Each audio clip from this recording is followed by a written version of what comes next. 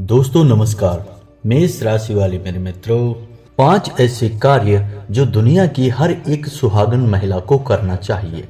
इन कार्यों को करने से न केवल उसके दाम्पत्य जीवन में सुख और समृद्धि का प्रवेश होता है, उसका परिवार फूलों की तरह महकता है, बल्कि वह कभी विधवा भी नहीं होती है। जी हाँ दोस्तों, दुनिया की कोई भी महिला यह नहीं चाहेगी कि उसके पति की मृत्यु उसके पहले हो। जी हाँ दोस्तों, क्योंकि हर एक पत्नी अपने पति में संपूर्ण आसरा देखती है। एक छत के समान, एक दीवालों जैसा बंधन होता है दोस्तों। यदि किसी मकान की छत गायब हो जाए या हटा दी जाए तो दीवारें महत्वहीन हो जाती हैं दोस्तों। तो इसी वजह से हम आपको कह रहे हैं कि हमारे शास्त्रों में स्पष्ट रूप से जीवन को सुंदर बनाने की कई विशेष विधियां और विधान बताए गए हैं। यदि हम अपने शास्त्रों को अच्छी तरह से समझ लें, पढ़ लें, अध्ययन कर लें, तो हमारा जीवन भी हमारे मन के अनुसार, हमारी उम्मीदों के अनुसार चलेगा। जी हाँ दोस्तों, इसका कारण यह है कि हम पूर्ण रूप से सकारात्मक ऊर्जा के संपर्क में रहेंगे, और जो इंसान इस संसार में सकारात्मक ऊर्जा की शरण में रहता है, या कहने का मतलब यह है कि भगवान की शरण में रहता है, उस इंसान के जीवन में दुख और कष्ट या तो कभी आते ही नहीं हैं, और यदि आते भी हैं तो उन दुख और कष्ट को सहने की शक्ति भगवान पहले ही उस इंसान को दे देते हैं। यही तो एक भक्त और भगवान के बीच का प्रेम संबंध होता है दोस्तों। तो आज का यह वीडियो बेहद महत्वपूर्ण है हर एक उस इंसान के लिए जो अपने घर और परिवार में सुख समृद्धि चाहता है, अपने घर को, परिवार को स्वर्ग की तरह, फूलों की बगिया की तरह महकाना चाहता है। वह चाहता है कि जब भी वह अपने घर में आए तो घर का माहौल इतना सुंदर हो, इतना पवित्र हो कि मन प्रसन्न हो जाए। चाहे वह पुरुष हो, चाहे वह महिला हो, हर एक इंसान के लिए यह वीडियो बहुत ही आवश्यक है। जी हाँ दोस्तों, और वीडियो के अंत में हम आपको एक ऐसी चीज के बारे में बताएंगे जिनका हमारे शास्त्रों में बहुत अधिक महत्व है।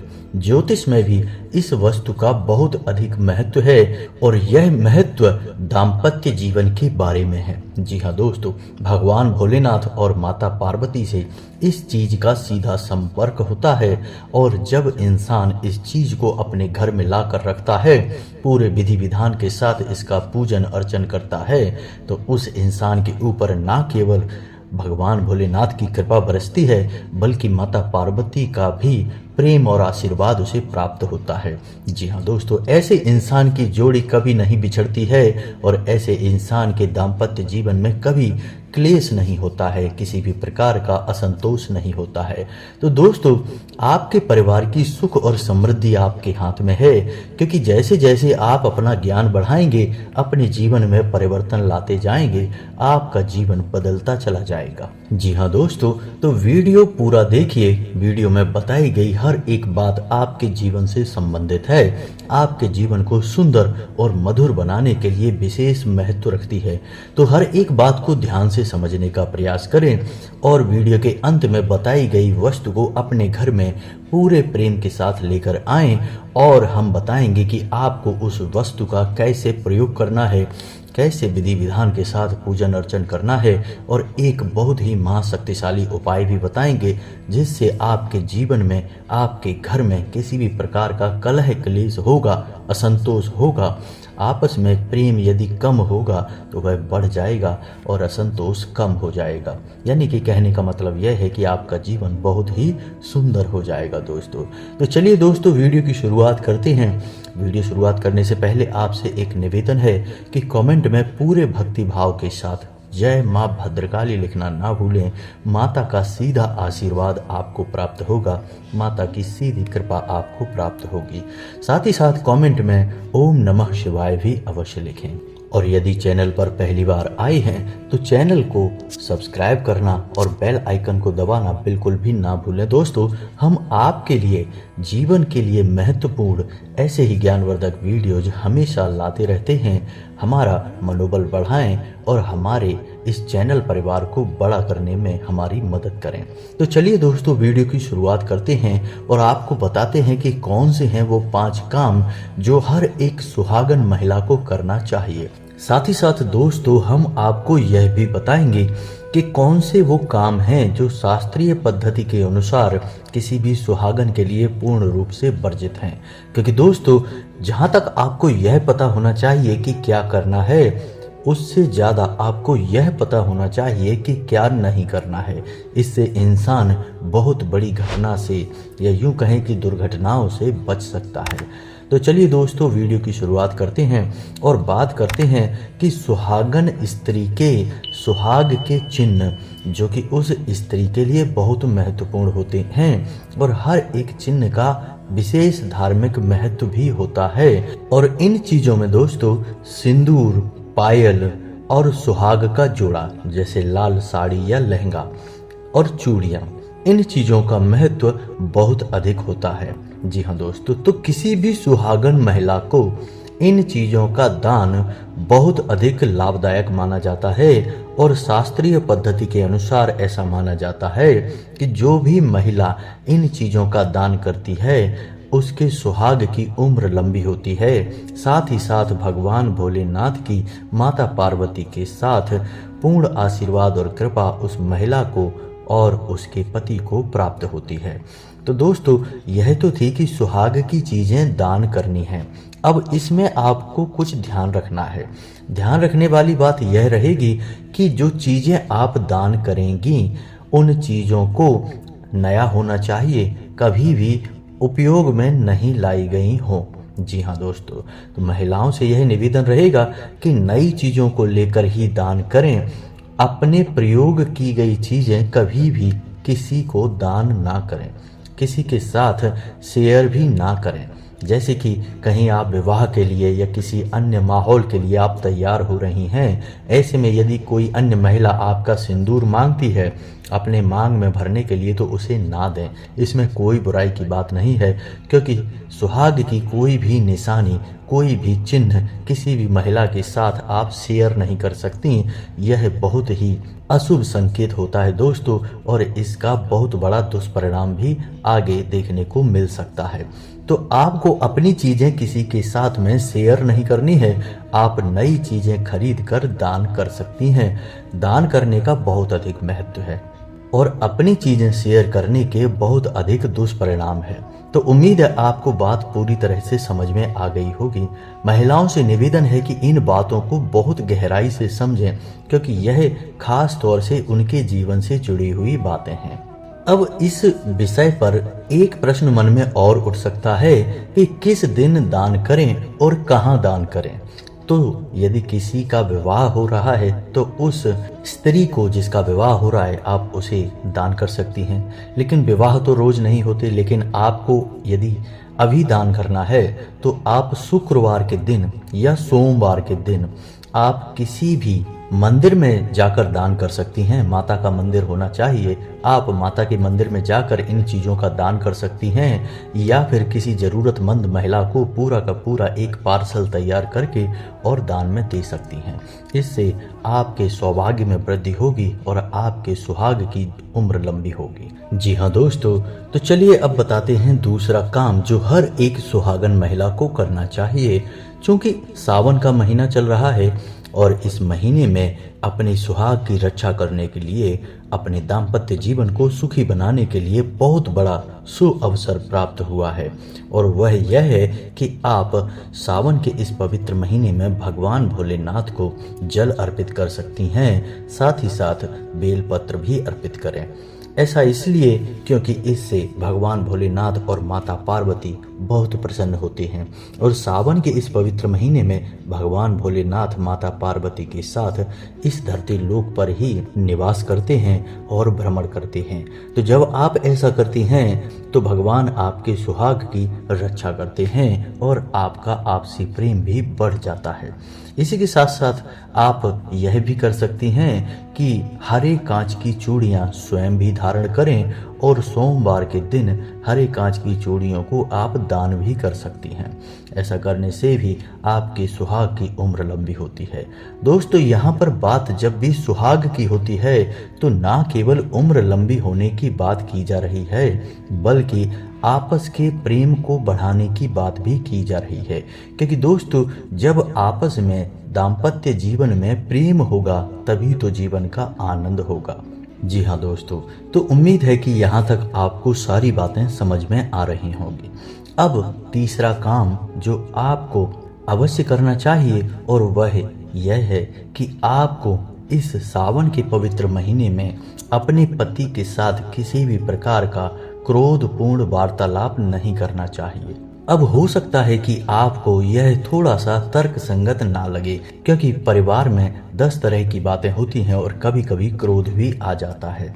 तो ऐसे में आपको धीरज के साथ काम लेना है और अपने पति के मन को समझते हुए उसके साथ बर्ताव करना है, क्योंकि यह आपकी और आपके पति के पवित्र रिश्ते की बात है। अपने पति को भी प्रेम से समझाएं कि सावन के महीने में हमें एक दूसरे से किसी भी कीमत पर झगड़ा नहीं करना है, क्रोध नहीं करना है। यदि क्रोध आता भी है तो चाहे भले ही कुछ समय के लिए बातचीत बंद कर लें, लेकिन क्रोधपूर्ण बर्ताव एक दूसरे के साथ ना करें। यदि आप ऐसा कर पाने में सक्षम रहती हैं तो निश्चित ही आपके सुहाग की उम्र लंबी होगी, आपसी प्रेम बहुत अधिक बढ़ जाएगा। अब बात करते हैं चौथे काम की।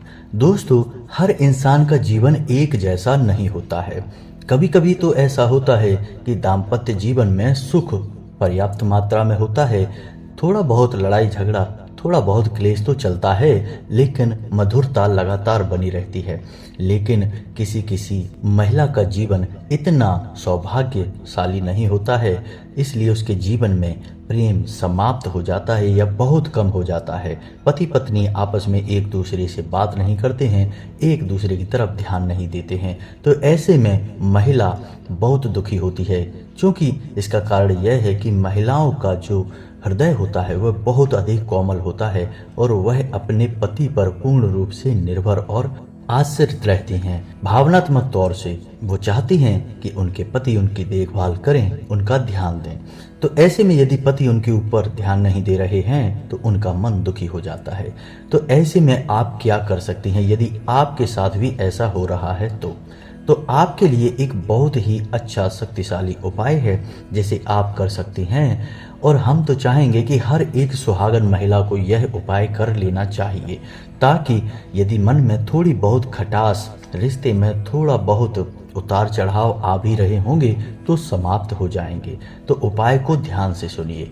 आपको सोमवार के दिन यह उपाय करना है। यदि आपके पूजा घर में भगवान भोलेनाथ की फोटो है, माता पार्वती के साथ है तो सर्वोत्तम है, और यदि नहीं है तो आपको सोमवार के दिन भगवान भोलेनाथ की माता पार्वती के साथ एक सुंदर सी फोटो लेकर आनी है जिसमें दोनों प्रेम से विराजमान हों। अब आपको वह फोटो सोमवार के दिन अपने पूजा घर में स्थापित करनी है। गंगा जल से उस फोटो को स्नान कराना है और उसे पूर्ण रूप से पवित्र करने के बाद अपने पूजा घर में प्राण प्रतिष्ठित कर देना है। जब आप उस फोटो को प्रतिष्ठित करेंगी तो पंचाक्षरी मंत्र का 108 यानी कि एक माला का जाप अवश्य करें। अब बारी है वह गुप्त कार्य करने की जिससे आपका दाम्पत्य जीवन बहुत ही सुंदर हो जाएगा। तो आपको करना यह है कि एक सफेद रंग के कागज पर ओम नमः शिवाय लिखें, हल्दी से लिखना है और उसके नीचे अपना और अपने पति का नाम हल्दी से ही लिखना है और उस कागज को चुपचाप फोल्ड करके यानी मोड़ के और उस फोटो के नीचे रख देना है। जी हाँ दोस्तों, याद रखें कि यह कार्य आपको किसी को बिना बताए करना है। महिलाओं से विशेष निवेदन है कि इस कार्य के बारे में किसी से चर्चा ना करें। यह कार्य बिना बताए करेंगी तो ही सफल होगा। आपको चुपचाप वह कागज फोटो के नीचे रख देना है और भगवान भोलेनाथ और माता पार्वती से यह कामना करनी है कि आपका दाम्पत्य जीवन बहुत ही पवित्र हो जाए, प्रेमपूर्ण हो जाए, और यदि किसी प्रकार का क्लेश है तो वह समाप्त हो जाए, कट जाए।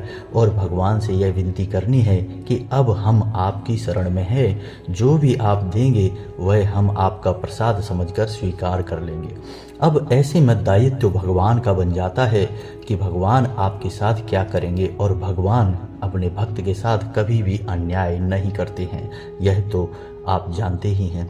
तो ऐसे में आपके आपसी संबंध मधुर होने लगते हैं। अब हो सकता है कि आपको सुनकर ऐसा लगे कि यह कैसा उपाय है, इसमें तो कुछ बहुत बड़ा विधि विधान बताया नहीं गया।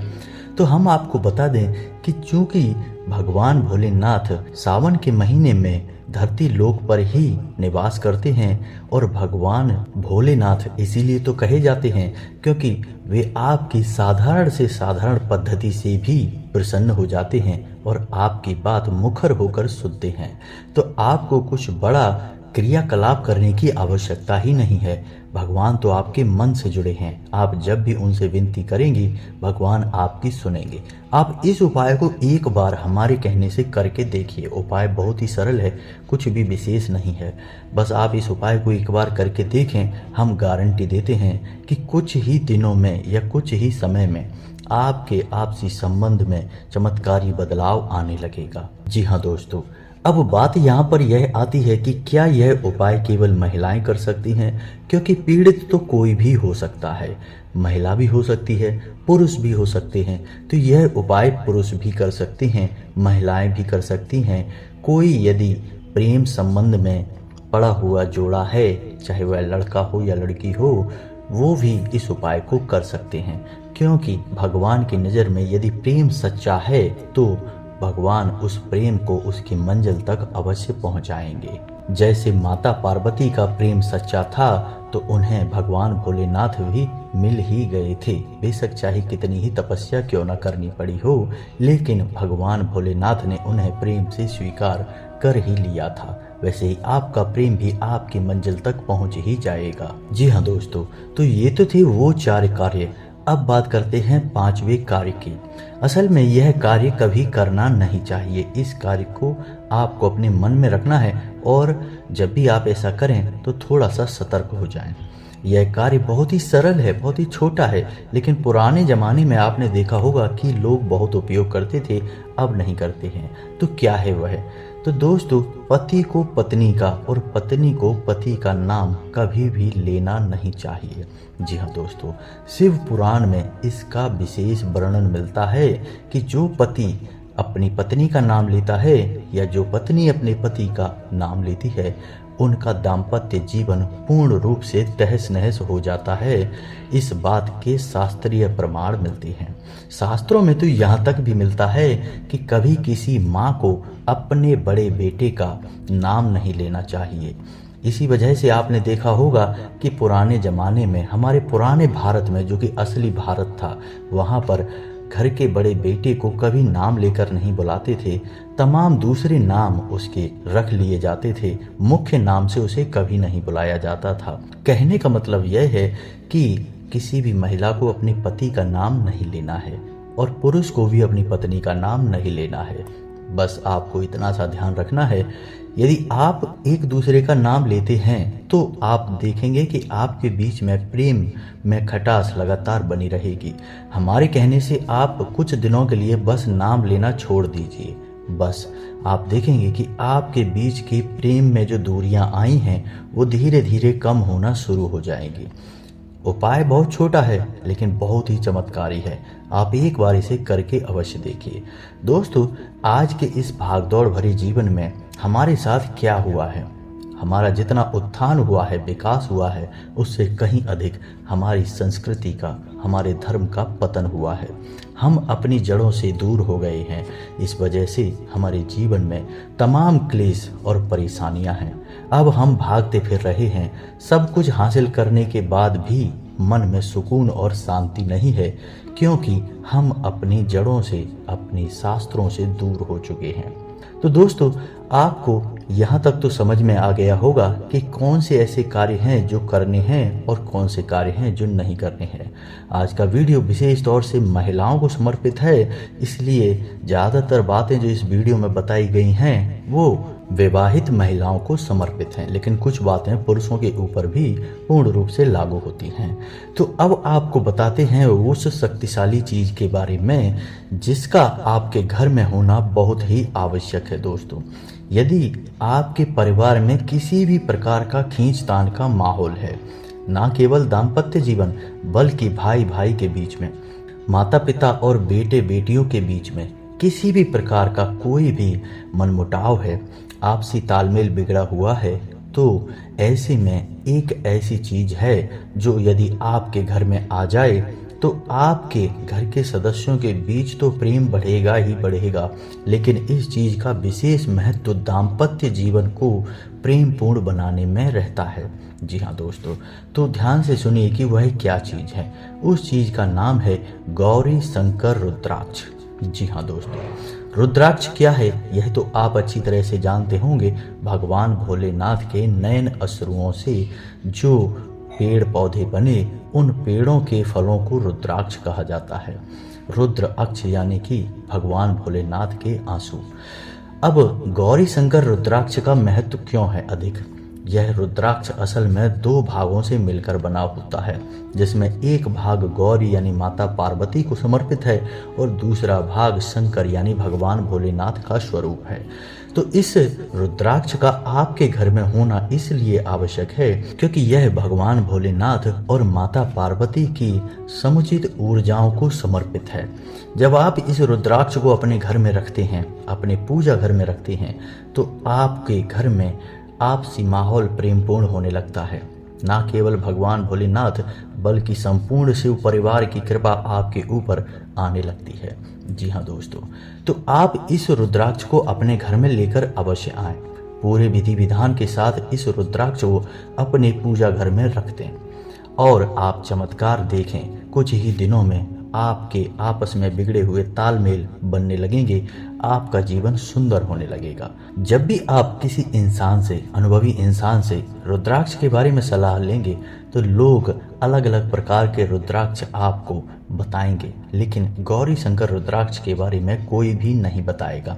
यह बहुत ही अद्भुत, बहुत ही चमत्कारी और बहुत ही मुश्किल से प्राप्त होने वाला रुद्राक्ष होता है। दोस्तों, एक बार हमारे कहने से आप इस रुद्राक्ष को लेकर अपने घर में अवश्य आएं।